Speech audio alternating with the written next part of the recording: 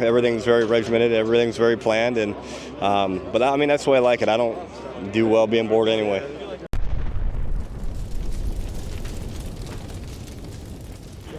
Adam Bighill, here we are at the beginning of training camp.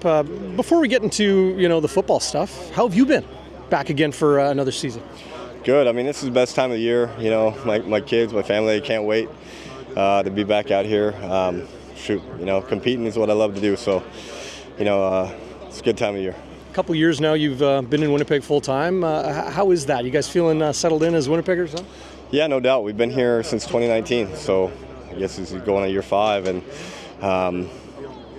we love where we're at. We love our neighborhood. We love the friends that we make and we keep making. So, building my business here in Winnipeg is fantastic. I mean, couldn't be any better.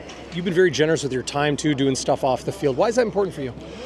Well, I mean, we have a platform, right? And to use it for good is my goal. So, making faces, I'm the president of that organization, which takes a lot of my time and a lot of my focus. But, I do work with, Ride for Dad, work for Children's Hospital, do, some stuff for Special Olympics here and there. I mean, as much as I can give, I enjoy to do different fundraisers, all that kind of stuff. So, at the end of the day, it's our community, and ain't no one going to come in here and save it for us. So, we have to, put in the work.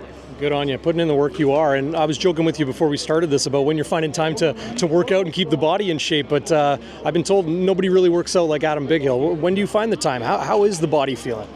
Yeah, body feels good. I take it very serious. My whole routine in terms of training, sleep, nutrition, sleeping, all that, working out, all that kind of stuff. So, I'm up usually 4:30, start doing some reading, getting ready to go work out and go hit workouts usually around 5:30 a.m. and then usually in the office around, could be 9 or 11, kind of depending on the day of, training and stuff like that. So, it's not a lot of free time in my day, that's for sure. Everything's very regimented, everything's very planned, and but I mean that's the way I like it. I don't do well being bored anyway. You've been in a dozen professional training camps now, more. How are the guys looking? Are things different now than you think back to those times where you were trying to make the team with the BC Lions? Things are a lot different. I mean, back then there wasn't as many rules on padded practices, time limits, how many 2 days you could have, how late you could go. I mean, it was camps over 10 years ago were a lot harder, no doubt. But I mean, the competitive level of each camp keeps getting higher just because of the nature of the edge that is getting so fine all the time. And, so I could say that for sure, that's very, very noticeable. New defensive coordinator for you this year. Obviously, Richie Hall is still in the building and on the field and working with you guys. But what's the early perspective from you and the guys on Jordan Younger in his first year as a defensive coordinator? Yeah, Jordan, JY, he's a good leader. He's a good student of the game. I mean, he just understands the game so well. He's learned from so many great coaches, played for so many great coaches, and he sees the game in a unique way. And it's very evident in the way he coaches, and he's been a big part of our success for the last 5 years, and for him to kind of take this next step is it's well deserved for him, based on everything that he's put in and done and proved, and so I'm happy for him, and it's a good it's a good feel for the locker room so far and the defensive room, and he just sees the game, like I said, so well, and coaches the details so well. I think everyone just really respects that. Does much change? I think everyone wants to kind of bring in some of their own perspective. So I think JY, as we go, will have some wrinkles for sure, but we're not upsetting everything that we built here. So there's going to be familiarity for sure. But I think he has some unique twists that he wants to kind of put into things. Yep. Yep. Some changes in the defensive backfield. Obviously, no Jackson Jeffcoat and Malik Clementson, the front of the defense. But is it nice that you do have that continuity? It's really been several years now of continuity. Yeah, we don't have many positions we're trying to fill. With that said, you're always competing. It's been a very competitive camp. Some of these DBs coming in competing for some of these spots are, really showing out right now. Up front, some of the big guys are, really doing well. So, there's definitely competition. it's always kind of just fun, kind of watch people take those next steps and kind of take those roles, right? Kyrie Wilson struggled with injury a little bit over the last couple of years, but here he is in camp and raring to go. How is your right-hand man there in the linebacking core?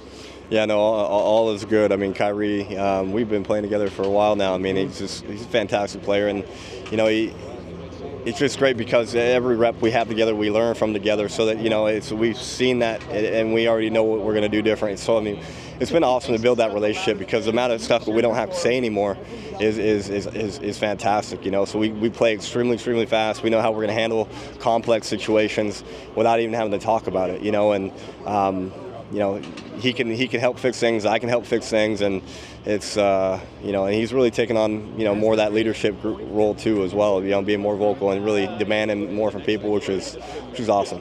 I'll leave you on this one, Adam. Some of the guys have been talking through rookie camp and main camp about Flushing last season and obviously the disappointment with the way things ended. Is that a conversation you guys have when everybody kind of gets to town and say, hey, last year is last year, this is this year, and you kind of reset the mind frame? We honestly haven't had that conversation. I mean, it's all head full steam for this year, and I think our time we spent 3, 4, 5 days after Grey Cup last year in our locker room and hanging out together. I mean, that was where we kind of flushed it, and knew that going forward here, when we come back here, it's full steam ahead to what we want, and then no matter how much you dwell on last year, I mean, just take the learning points and move and go forward. I mean, at the end of the day, this is new season. It's gonna be a new team. It's a lot of movement, new free agents all over the league, new coaches. I mean, it don't matter. You seem to have a real stoic approach to football. Are you still energized with the beginning of a new season? Yeah. I mean, at the end of the day, like you said, I've seen a lot. You come in here, some of this can feel so routine, I already feel like I'm playing at game speed. I already feel like I see everything. It's been day one yesterday. So, but with that being said, it's still exciting. It's still exciting to be out here with the guys because this is really a once in a lifetime opportunity that I've been fortunate to be able to take for myself. It's not that it's always going to be given to me. I have to take it. So, I really appreciate this game and how hard you have to work to be a part of it, and you got to respect the game, and that's why you have to put in the work to be here. So, it's exciting to be back out here with the guys. Fans will be happy to hear that. Thanks, Biggie. Yeah, absolutely.